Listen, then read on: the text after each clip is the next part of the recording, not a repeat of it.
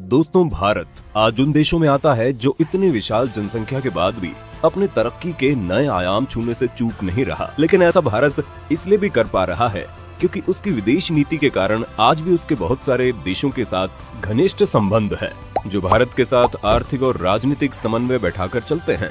लेकिन उन्हीं देशों में से कुछ देश ऐसे भी हैं जिनसे भारत की दोस्ती इतनी गहरी और मजबूत है कि अगर वो न होते तो आज भारत की सूरत कहीं न कहीं कुछ और होती। चाहे वो भारत पाक युद्ध हो, भारत चीन युद्ध हो या फिर संयुक्त राष्ट्र में कश्मीर विवाद हो, इन देशों ने भारत की हर मुश्किल परिस्थिति में भारत की हर संभव मदद की है।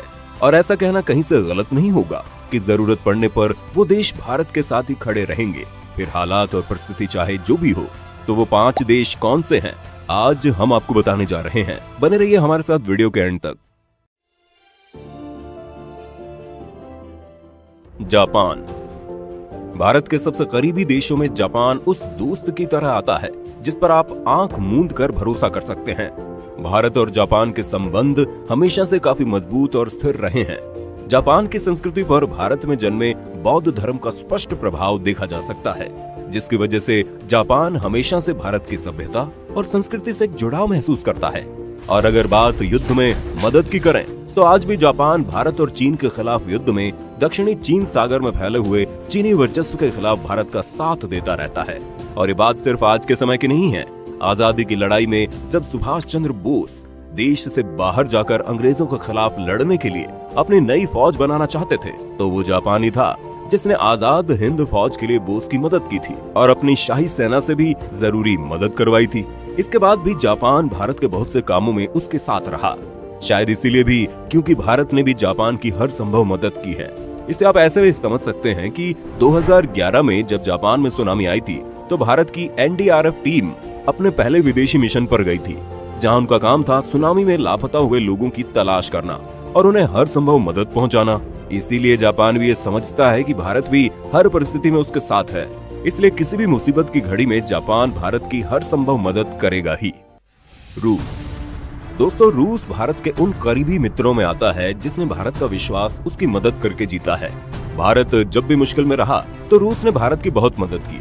जैसे कि जब कुछ देश भारत के खिलाफ अपने वीटो पावर का इस्तेमाल करके कश्मीर को पाकिस्तान का हिस्सा बनवाना चाहते थे, तब अगर रूस भारत के पक्ष में ना आया होता तो भारत के पास आज कश्मीर नहीं होता। रूस ने अपना वीटो पावर का इस्तेमाल करके कश्मीर को भारत से अलग होने से बचा लिया था। इसके अलावा जब पाकिस्तान ने 1971 में भारत पर हमला बोला था, तब रूस ने उस दौरान भारत को बहुत से हथियार और टैंक मुहैया करवाकर भारत को उस युद्ध में भी इस लायक बनाया था कि भारत बड़ी आसानी से पाकिस्तान को मात दे दे।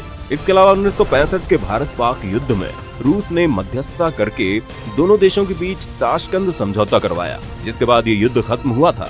बदले में भारत ने भी सोवियत रूस की नीतियों का समर्थन किया। 1979 में जब रूस ने अफगानिस्तान पर हमला किया, तब भी भारत एक मित्र होने के नाते सोवियत रूस के समर्थन में खड़ा नजर आया। इस वजह से अगर भारत कभी भी किसी मुसीबत में होगा तो रूस कभी भी मदद करने से पीछे नहीं हटेगा। इजराइल को अगर भारत का इस समय सबसे अच्छा मित्र कहे ना तो कोई गलत नहीं होगा, क्योंकि इजराइल और भारत के संबंध पहले ऐसे नहीं थे। भारत और इजराइल की आजादी लगभग एक साथ ही हुई थी, लेकिन शुरुआत में भारत ने यूएन में इजराइल को एक अलग राष्ट्र बनाने के खिलाफ वोट दिया था, जिस वजह से इजराइल और भारत के संबंध खराब हो गए थे। लेकिन 1950 में जब भारत ने इजराइल को वापस से एक अलग राष्ट्र होने की मान्यता दी, तब से ये दोनों देश आपस में ऐसे मित्र देश बन गए जिनकी दोस्ती साल दर साल बढ़ती चली गई। भारत चीन युद्ध के दौरान जब स्थितियां भारत के खिलाफ हो गई थी, तो नेहरू ने कुछ देशों से मदद मांगने के लिए पत्र लिखा था। इन्हीं देशों में इजराइल भी शामिल था, जिसे नेहरू ने पत्र लिखा और सैन्य मदद मांगी। इजराइल ने भी इस बुरे वक्त में भारत की मदद की और हर संभव सैन्य मदद पहुंचाई, जिसे दुनिया से गुप्त रखा गया था। और आज भी भारत इजराइल की दोस्ती उतनी ही मजबूत है जितनी तब थी। भूटान और भारत के बीच बेहद खास रिश्ता है। ये रिश्ता भूगोल, इतिहास और संस्कृति के रिश्तों से बना है। और सबसे अच्छी बात तो ये है कि सदियों पुरानी ये दोस्ती आज भी वैसी की वैसी है। भारत की हर मुश्किल परिस्थितियों में भूटान हमारे साथ खड़ा रहा है। वहीं भारत ने भी भूटान को कभी पराया नहीं समझा। भारत और भूटान के बीच की इस दोस्ती के महत्व को आप इसी से समझ सकते हैं कि भारत के पहले प्रधानमंत्री पंडित जवाहरलाल नेहरू ने थिम्पू में एक सम्मेलन में कहा था, अगर कोई देश भूटान पर हमला करता है तो उसे भारत पर हमला माना जाएगा और भारत उसका मुंह तोड़ जवाब भी देगा।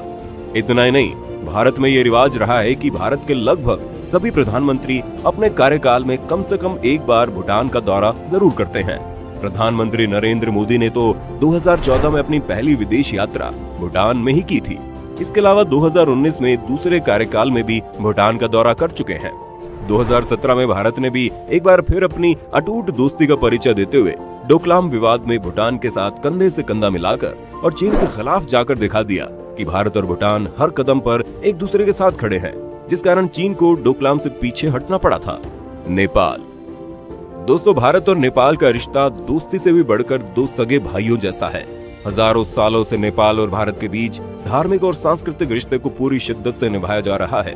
नेपाल माता सीता और भगवान बुद्ध की जन्मभूमि भी है, जिस कारण हम भारतवासियों के लिए ये किसी तीर्थ से कम नहीं है।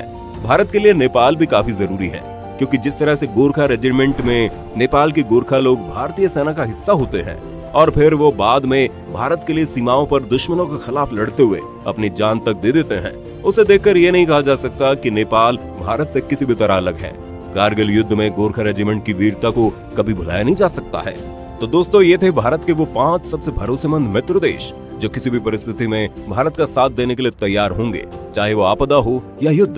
भारत इन देशों से मदद लेकर किसी भी विषम परिस्थितियों से आसानी से निपट सकता है।